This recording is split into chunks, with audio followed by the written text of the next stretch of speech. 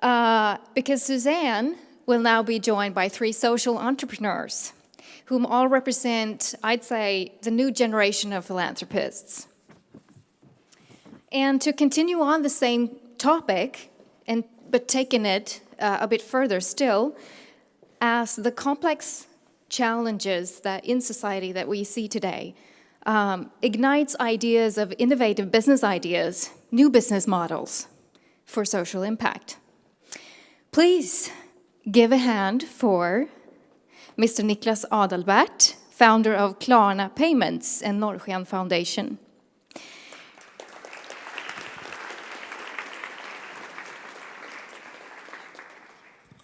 Ms. Soledad Piñero Misa, founder of Retoy and social mission manager for Ben & Jerry's. Welcome.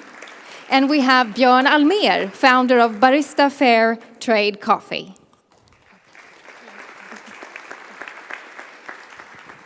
Suzanne, they're all yours. Okay, so I'm really just here to listen and learn and help moderate the standing panel. So thank you for the introductions. I have your bios, which I can read, but I think it will go better if you just introduce yourselves and what you're up to and what you want to share with the audience. And then I have a couple questions for you to get us rolling, but maybe you should do your own introductions. Should I start? Please, Niklas. Founded a company called Klarna. It's a payment company together with 2 friends. Doing that for 12 years, and the last couple of years I actually went around to over 15 charity organizations to try to help them out with their donations. And I was very impressed by these organizations. They're solving very complex problems. But what I did discover was that perhaps that technology was maybe not their best competence, really. So that was one discovery. And also I discovered that if you are dependent on public and private donations, you don't want to risk wasting 2 million SEK on a failed tech project. You will obviously be very crucified in the Swedish media if you did that. So you have these companies trying to solve very complex problems, but many of them without technology and without taking risk, which is very natural. So I guess that's where the idea and the foundations really behind Norrsken. Yeah. So what we're trying to do is we're trying to create these components that I believe in, technology and entrepreneurship, risk-taking, but to channel that into solving societal problems rather than making the most buck for yourself. So you founded this organization after you left the company, is that right? And I read a little bit about one of the apps that you built, Clarity, I think it's called, right? Can you tell everyone what that is and what you've learned in that process? Right, so we do 4 different things, and 2 of these are own technology initiatives, basically, where one is Clarity. And it's basically a whistleblowing app, which makes it super easy to whistleblow on petty corruption. So the idea is to launch in Ghana this September, hopefully. Okay. So it's not yet launched? It's not yet launched. So and it's for corruption, right? It's anti-corruption. So you can report, what would you see? What would you report? So you have it on your phone. And then if I'm a citizen in Ghana, what would I be blowing the whistle about? Right, so it's really against petty corruption, so the everyday corruption. It could be that you're forced to pay $30 extra to get your grades, or perhaps you need to pay to that police officer that want to take a bribe because to enter a certain highway. Yeah. All these kind of things that happens every day. Yeah. Now you have a tool to actually to upload it to and share it with the other citizens. It's great. It's a great example of taking in some way an easy technology solution and putting it to use in people's hands to make it really simple and transparent to sort of fight a very big issue, but do it really at the ground level. So that's super cool. I'm excited to see how that goes and how we can help. Right, and most likely it will fail, right? As any other technology projects, but perhaps one of these initiatives might succeed, and then we can create scalable impact, hopefully. That's the idea. That's right. And there's, I don't think it's going to fail. And I think that it's really important to empower citizens. I remember Peter Gabriel started a great organization called Witness, which is right when video sort of came out and became mobile, where you could shoot human rights abuses and upload them in a confidential way. And they have changed more legislation around the world through sort of citizen democracy as a result of doing that. So it's sort of what you're doing is awesome, and like the next generation of that in a way. So We hope. Yeah. Great. Thanks. Thanks. Can you also then introduce yourself, Soledad, a little bit about what you've been doing? And Sure. My name is Soledad Piñero Misa, and I, together with my son, founded Retoy a couple of years ago. Being aware of the importance of early childhood and knowing how much of our behavior and values are set during early childhood, I thought it would be great to make sure that children can practice circular consumption and at the same time be aware of that we are all global citizens and that all children share the same rights.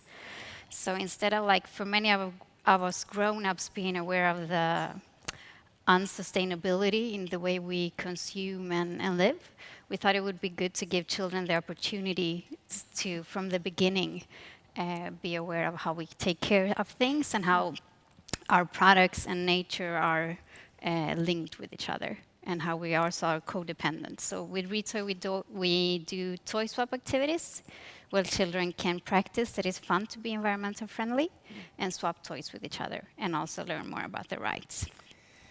that also gets to a whole other level too, around sort of sharing and being collaborative at a young age, and less possessive around things. How old was your son when he was your co-founder? He was 5 years at the time. 5 years. Yeah. So that's probably the youngest co-founder that I've heard of for a while. And actually, one of the reasons that I founded Retoy, at that time I was working as a CSR consultant and working a lot with fair trade, which I'm now working a lot within Ben & Jerry's too. Yeah. But one of the questions from my son is like, when I explained to him what is fair trade, and being a consultant, I showed him a PowerPoint presentation. But at the same time, he could see what difference it makes when we buy fair trade products, what difference it makes for the children in the communities where we have like the banana factories or the coffee factories and thing. And he was like, why isn't everything fair trade? And with that, I was trying to explain that everything is not fair trade now, but the choices that we make every day make a difference for other people. So it's important that we think how we act and what products we consume and how we behave every day in our choices. So you're sort of taking a number of things together, whether it's young children and being collaborative and sharing and recycling toys and saving carbon and thinking about fair trade. You sort of bundled a lot into the mission of the foundation. And 5-year-olds, I think, can oftentimes think more creatively. Yeah, than exactly. And adults. I think that's one of the reasons also that we do activities in Retoy, where we believe that the creativity and the fantasy and the children have is something that we all need, especially to solve the big challenges that we have. And that way of like, instead of like trying to have fun, instead of like working all the time, but to have an approach also to not to close your eyes to difficulties is something that inspired me also to work with Ben & Jerry's, because the two founders of Ben & Jerry's believe that they believe in peace, love, and ice cream, and if it ain't fun, why do it? But at the same time, being aware that we interact with society, so it's important that we lead by example in the way that we do our products, but also act and work together with, especially grassroots activism in creating more peace and love. That's great. Yeah. And that's a nice introduction for Bjorn, really, as it relates to fair trade and working within communities around the world to sort of create a more vibrant community, not only where you live, but sort of around the world. So can you tell these guys what you're up to and some of what you've learned? Yeah, actually, you mentioned earlier that some NGOs should have a more like to go out of business, to actually solve the problem. And when we started Barista, actually we call ourselves Barista Fair Trade Coffee, but we wanted to not have to say fair trade because it should be, like you say, everything should be fair trade. And now, actually, the last couple of years, we started 11 years ago, and the last couple of years, it's so nice that we are mostly referred to as Barista because several of our competitors are also doing fair trade. So at least we've done some impact. So that's nice. Now, the background, I'm here as like example of an entrepreneur, but I never thought I was. I was head of Sweden's largest chain of coffee shops, and I was on the board of the United Nations Collection Fund. And I was there for 11 years. And the problem with the collection fund to get charities like from people giving money which they otherwise would spend for buying bicycles or something, it's such a struggle because we had maybe a few thousand donors on a monthly basis giving money to the UN. And then every month a few hundred stopped. So we had to have a call center calling people around, trying to get money again. So it was like a very annoying wheel of chasing money. And the people donating, maybe they didn't stop because they didn't want to donate. Maybe they started donating to someone else. So we had to call them back. So maybe they were giving to another good charity. But we wanted, so I felt that this should be much easier with a social entrepreneurship company. I mean, let's have a company. But the owners of the chain I was working for said there's no money in that. So if you want to do something like that, you'll do it on your spare time. So this is my spare time. Wow. I started Barista with some friends from that coffee chain, and the jury is still out on whether it's profitable, but it's theoretically a for-profit company. Instead of like normally when you buy a lunch, you get coffee free of charge. But with us, you buy a coffee and you get lunch free of charge, but it's served in Ethiopia. And currently today at 10 o'clock, you can follow on our webpage how many school meals are served through the UN. And today it was 805. Wow. So it's really nice. Even though we are still small, so we're not a global company as of yet, and Starbucks is opening 5-6 coffee shops a day, and we're struggling to open 1 or 2 per year. Yeah. But still gradually growing. So I mean, 805 is much better than where we started. Right. And so far it's been 1.5 million school meals, so it's 3 million Swedish. Yeah. It's still something. So that's nice. So we're working on it. So we have this some advertising warning here, but there are some coffee shops here in Stockholm, so you could try the coffee. And it's really good coffee. Thank you. Yeah. We took some medals actually, because that's one of the key ideas we had, that even though this is done with a big heart, it has to be a really, really good product. Yeah. So there is no conflict between being kind and having the right as a consumer to get the very best quality and value for money. Yeah. So that's why we spent lots of effort of actually being at the high end and competing. So we just, this February, we took 2 medals in the championships, and we were the only chain to take medals. Wow. So we're just trying to convert that into profitability as well, but we're working on that. That's okay. We're 17-year-old company, and we just hit profitability this year. I got some way to go. So you got to invest in your product. Yeah. Sometimes. For the philanthropists here, I think there's a role for for-profits and not-for-profits. You're structured differently, right? So you're a sort of foundation. You took the foundation model. You took the NGO model, right? Well, now it's like I'm representing both Retoy and Ben & Jerry's. Okay. But Retoy is a social enterprise, which is both a foundation and a business, like combined. Yeah. So we try to combine it. And Ben & Jerry's is business. Yeah. Yeah. And so you're strictly for profit. Yeah. So one of the things that I'm seeing is a lot of blurring of the lines in this area. And so how do folks that are here, how should they think, and for you also when you're investing in products, how should they be thinking about the difference between nonprofits, for-profits? When do you invest in which kind as a philanthropist, and what do you think the difference is in the model? So if you just want to sort of talk about that from your own experience, that'd be great. Right. So we actually McKinsey in Sweden were very kind enough to do this project for us to investigate this exact question, basically. So we're running that project now for 3 months, and we just finalized it and now launched a fund where we're actually going to invest some money into different organizations. And what we came up with after interviewing everything from the Skolls and Omidyars of the world and also European foundations was that to actually be looking at the full return spectrum.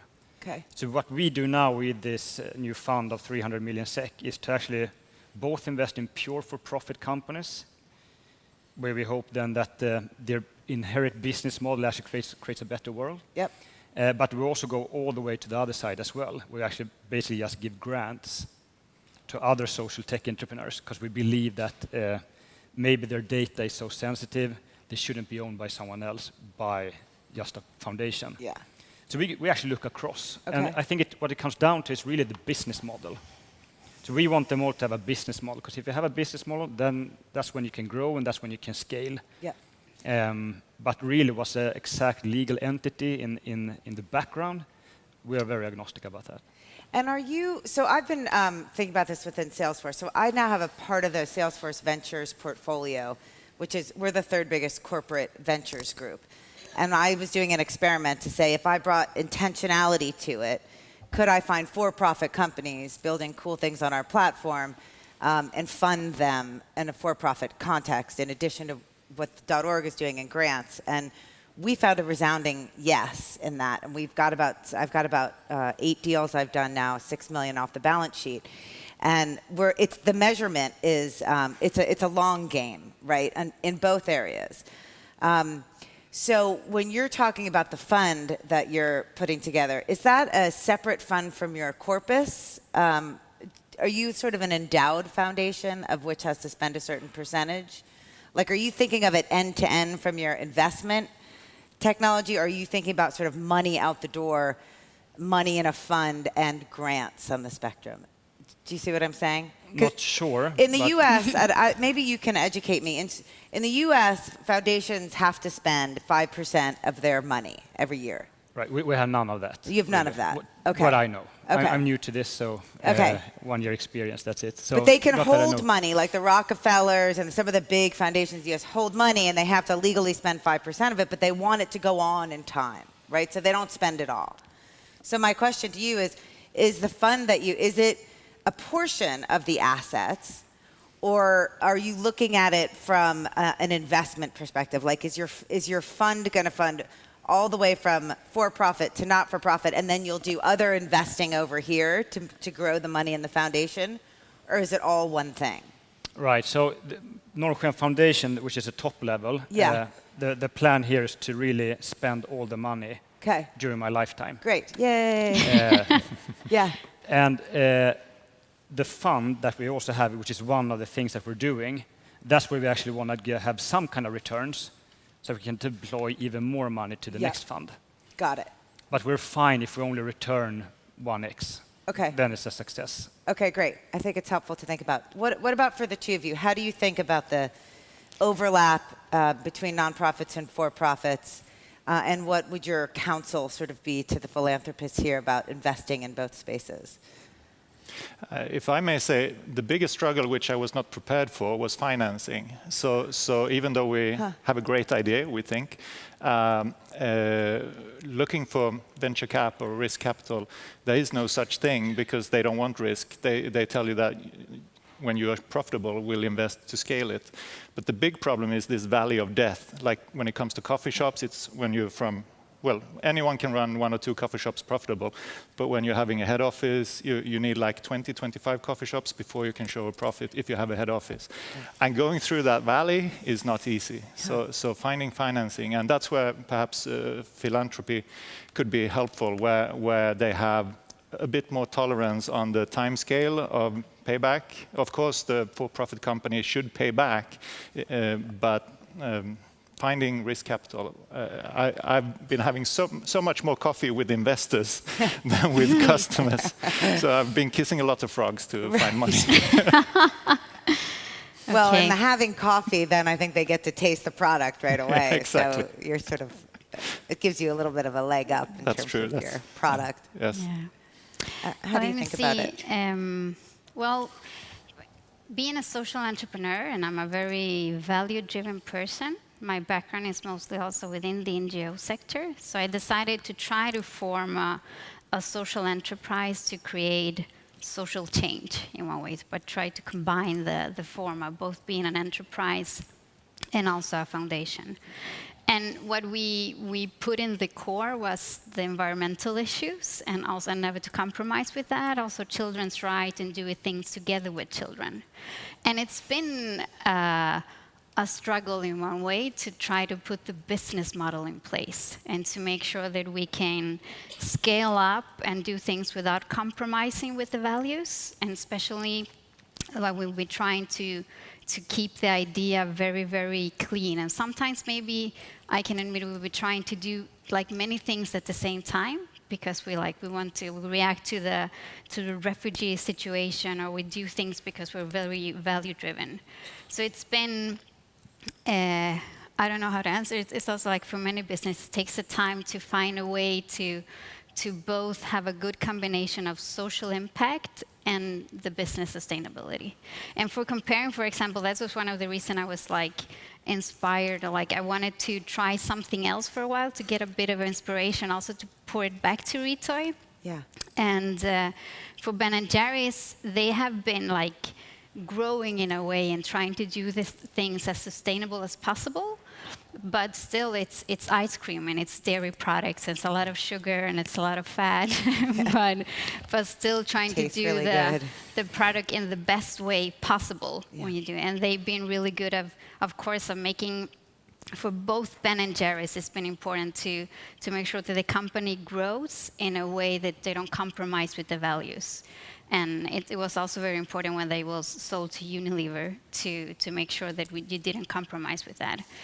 And so it's been, I think, in Ben & Jerry's, they're reached the scale, but we're also all the time like struggling is how do we not compromise with the social mission and make sure that we can continue growing without compromising with the social mission, and also still taking responsibility for the issues within the societies around us. That's why we have focused on social inclusion, climate justice, and now we started working more actively with refugee issues too.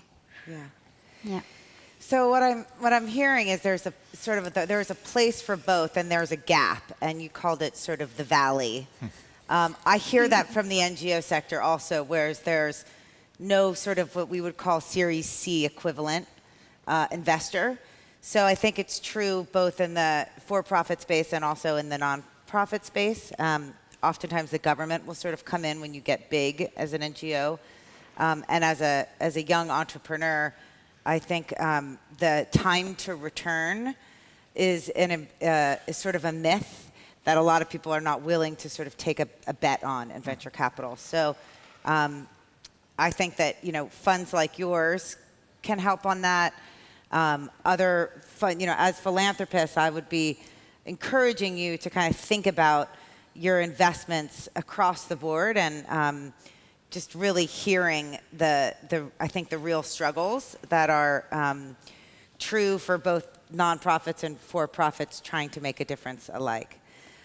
So probably enough from me. You're probably sick of me.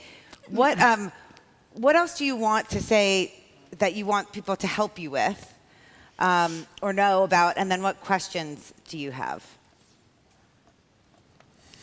Do we want people Any to help help? us?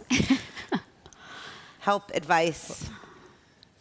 Well, if I may say, my immediate reaction being invited to speak here was this financing issue, because after this, I'm rushing off to meet a guy who's launching a company selling bicycles, and every sold bicycle is going to be a bicycle in a developing world as well. So there's so many entrepreneurs that need financing, and I mean, the network is fantastic, and there are so many fantastic people out there.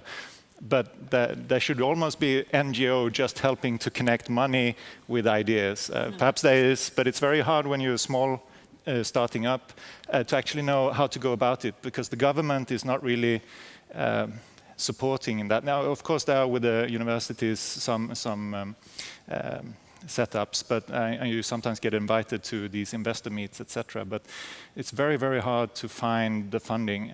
So there are some very good people out there. So I'm looking for an NGO to start just connecting these things. Yeah, thank you. Well, I think too that it's always like for good connections or for good corporations in one way, you have to share common goals and common values. So you know that if I take the example from Ben & Jerry's with the organizations that we work with or the social entrepreneurs that we support and work with, that we have to like find the link and to see how we by supporting them actually help them reach their own goals. And how we can exchange and learn from each other, because they're the experts when it comes to the issues of climate or social inclusion. If I take and I think that's important, of course, in all corporations to see, it's like how do we actually really make sure that the social impact increases by us working together. When it comes as my role as Retoy, what we will need help is like it's both actually trying to find that way to creating the business model that makes it possible to scale up without compromising with our core values. And I think for that's it's like to need to get great input on it. And also because it's one way when you choose to have a social enterprise and not an NGO, because I also had the choice of like we can just be a foundation and just ask for money all the time, but at the same time try to build some kind of economical sustainability within the model. But it's been going around this couple of years, but to make sure that we can also increase, and in one way it feels like we can't always reply to the demand. It's like a bigger demand than we can do this. So this the things that we're struggling with in Retoy. Great. Yeah. And what about Maybe I can add then that being in the corporate world for 11 years, people were very secretive about their companies and so on. But now coming into this world, what really surprised me was that people were so willing to share everything. And I thought that was super fantastic and very helpful to us. So if we wanted to get a connection with someone, they just shared everything, their business model, everything. And that I think is very, very strong, since we all have the same vision, right, to make a better world. So if I would ask for something, is that we continue to do this and have that mindset. I think that's wonderful. Great. So just to kind of summarize, capital, being creative with your capital, and taking investments in entrepreneurs at critical stages in their business. Looking for, I don't know if it's a new NGO or just foundations, thinking creatively like Niklas is around. Sort of investing both in the nonprofit and for-profit, being really collaborative from a partnership perspective is sort of what I heard you say. In addition to thinking about your business model without compromising social good, I think this is a real challenge for social entrepreneurs and NGOs alike. In some cases, there is no business model. You're just trying to get girls off the street. It's hard to create sort of a business model around that. So there's a place for all of it. And then sort of being really willing to share and being really open about what's working and also what's not working, I think is going to just move us all forward faster. So that's my summary. Yeah, it's a good Thank you summary. for Summary. Thank you for sharing. How much time do we have, and do we have time for questions? 10 minutes. 5-10 minutes? Please.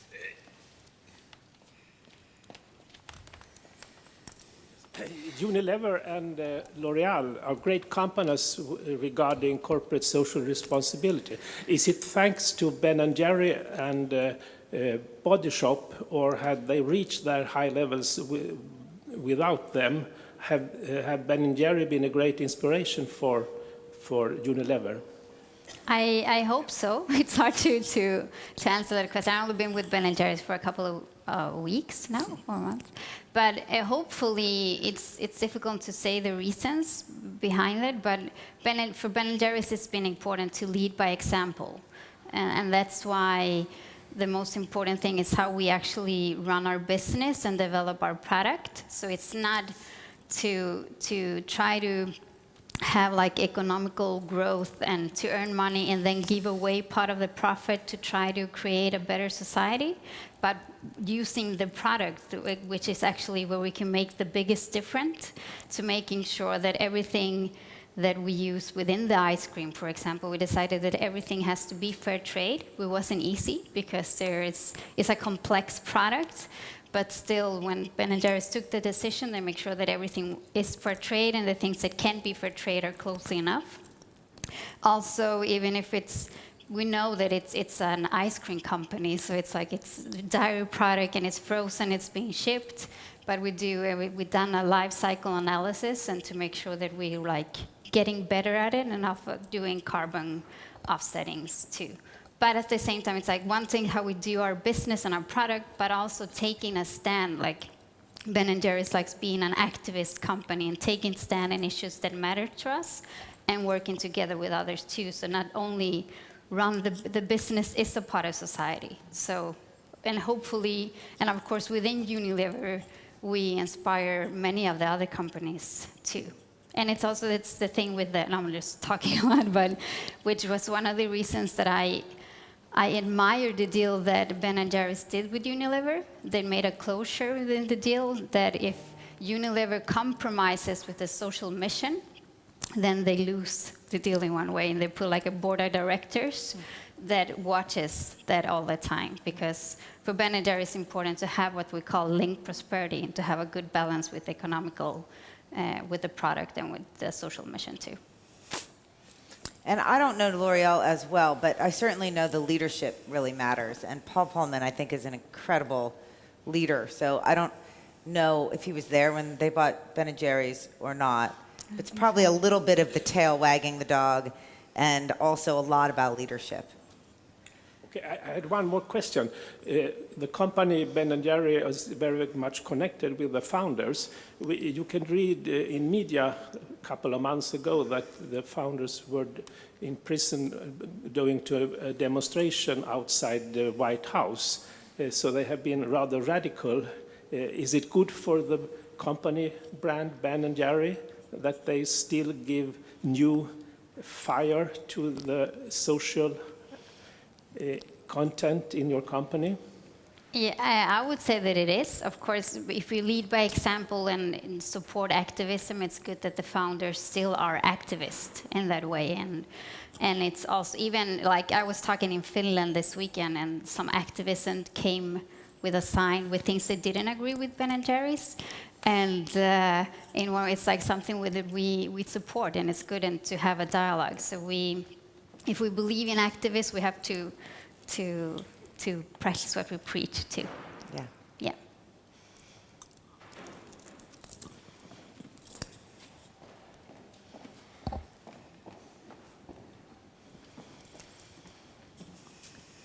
Hi, Caroline Cederloff from Social Initiative.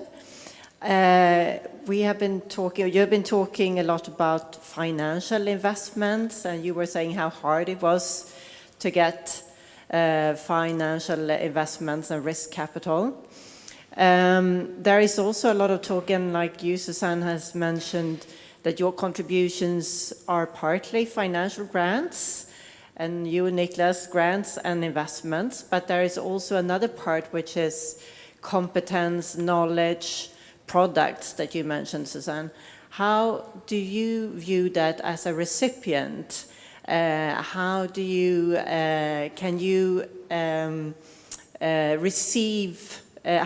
receive knowledge and products? How do you take such gifts, and can you harness them in a conducive way? Was the question directly to all of us? Maybe all of you. Yeah, it's both on the recipient side. How is it hard for you? Do you get gifts in terms of products and knowledge? And is it easy for you? How do you manage that? Because there's a lot of discussion, I think, today of, at least in Sweden, that funding and capital is good, but it's not as worthy as your time or products. And as a philanthropic advisor, I find it sometimes difficult for the NGOs to harness those gifts, because there need to be a good match between what is donated in terms of knowledge and in terms of products with what is needed at the recipient side. So I was curious to hear from you as recipients. Okay, I get it. Yeah. Should I try to answer it? Sure. Yeah. Start. Since you get it. Since I get it, yeah. For Retoy, for example, it's been if we're very clear on what we need and the social impact that we want to create, it helped us a lot. That we had a lot of corporations that maybe are not money invested, but it's more like spreading the message or helping us out with things, or like some fleet that help us with all the transport. It's not always that the best help is cash.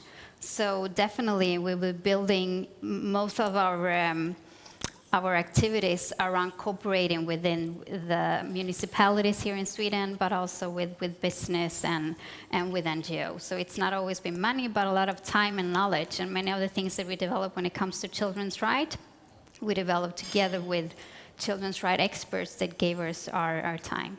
For Ben & Jerry's, for example, we have a foundation where we support grassroots activism, but mostly we support different social entrepreneurs and NGOs with products, but also visibility. But it's important in that to have cooperation where they keep track of what they're here to do, and not only sometimes it's like, oh, now we're gonna get like a lot of visibility or publicity, but it doesn't help the product itself. And I think a lot of NGOs or social enterprises sometimes have that battle, that you get so many questions because people want to be beside you because it's something good, but that also takes time from like doing the core things that you're here to do. So for us in Ben & Jerry's, it's important that we actually support them to grow in a sustainable way, and not only to like, we want to take a picture together or do something together because it's good for Ben & Jerry's. So yeah. What about you, the two of you? Do you get gifts of time and resources? If I may, what I was initially, of course, when you have this course and you're really excited and you think it's the best inventions in sliced bread, and you think there are going to be queues of customers, and then after a while you realize that it takes so much time communicating. That actually the course itself has, apart from attracting capital, because of course when people see that this is a business model that could work, so after having a lot of coffee you actually sometimes get some capital, but then it's also internally for the staff and for the culture, because when you realize like this is the service industry is having a coffee shop, and when your staff is more genuine to your customer, you actually get loyalty. Even though the customer may not understand your course, they get good service, so they will come back. And it's like you said earlier, Niklas, also that it's so much more fun working like this because people are so helpful.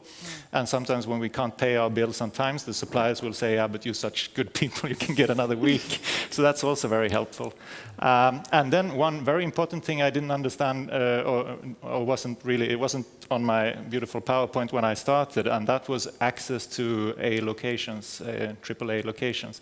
Because actually reaching the customer in this blur of information, they cannot understand what we are doing. But if I get the best location at Stockholm Central Station, we're downstairs where everybody passes, so people would just fall in like, oh, there's some coffee, let's have some. And if it's fair trade organic and a kid goes to school in Africa, that's great, but they didn't look for it. They just, so it's thanks for the course we get the location, so we get access to customers who don't really know they are looking for us. So that's good. Yeah, and just a comment. We're trying to figure this exact question out right now. We have another area that we're doing is that we have this co-working space for social good, where we have 300 people sitting. And we're trying to act as some kind of matchmaker here between companies and the social entrepreneurs. And we've been, in some case, been able to connect people to different board seats and so on. We're having Telia, for example, providing cheap subscriptions to the members. SATS with the membership of fitness and so on. So we do have some examples, but we're still trying to figure out what is the best way of actually cooperating. One thing that we've done is quite good is that we have this event space within this building where we actually invite companies to just tell them what they could provide. And then there's social entrepreneurs there that could actually listen in and maybe grab them afterwards and find some corporations. But we're not there yet. But you're on your way. Hello, my name is Philip Sirom, and I'm a photographer and founder of ABC Charity, which is the first ever human alphabet shot with thousands of kids around the world. And the letters are sold, and 100% of the money goes to charity. And what I wonder, Niklas, is what is it that really catches your interest when you're looking on an initiative or an organization that you want to support through Norrsken or yourself? Right, so we're very inspired by Björn Borg and ABBA, these famous people in Sweden. Not really what they did, but what they did to the ecosystem 10 years later. So if you look at ABBA, for example, I think that they are the reason for the foundation of this very good ecosystem within music in Sweden, where you have experts in a little bit everything. If you look at the Swedish tech scene, it's one of the best in the world, together with San Francisco. I think that's thanks to Niklas Zennström, what he did with Skype, really being the role model, showing what could be done. So our vision with Norrsken is really to create an impact unicorn, a company that changes over 1 billion people's lives.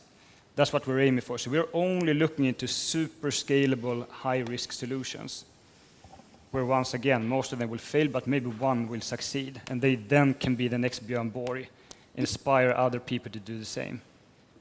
So that's what we're looking for. Technology is then the core of this scaling. I love it. I would like to talk more to you later, if you don't mind. And Björn, thanks you were actually a sponsor with Barista for the Sea in Skåne. For the Sea. Yeah, so Good to see you again. Thanks. Good to see you again. Okay, thank you. Thank you. Any other question? We have time for one more. Okay. Yes, I have a question. Oh. Why don't you do frozen banana ice cream? That's blueberries, Yeah. not sugar and dairy. I would love that too, and I will buy that too. It's just, and it's actually, I have to admit, and I don't like products with a lot of sugar and fat. But still, if you eat sugar and fat, it's good to eat it without any GMOs, and it's been produced fair trade and ecologically.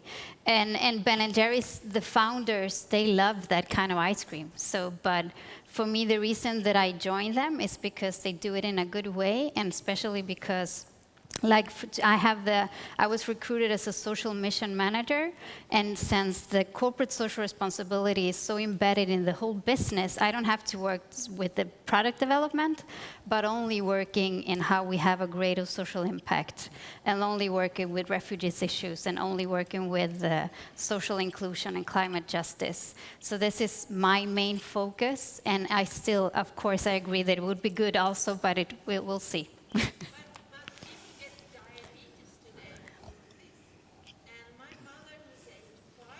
Yeah. change her long-term sugar by giving her fruit and lower the fat. I get it. Yeah, I understand you, and that's what I was saying, like the challenge. I'm used to, for example, if I compare to Retoy, we're really like clean when it comes to like to everything when it's very value driven. So but we haven't been able to scale up in the same way. And Ben & Jerry's is still the company that it is, and it's trying to do within having that kind of product, doing it in the best way.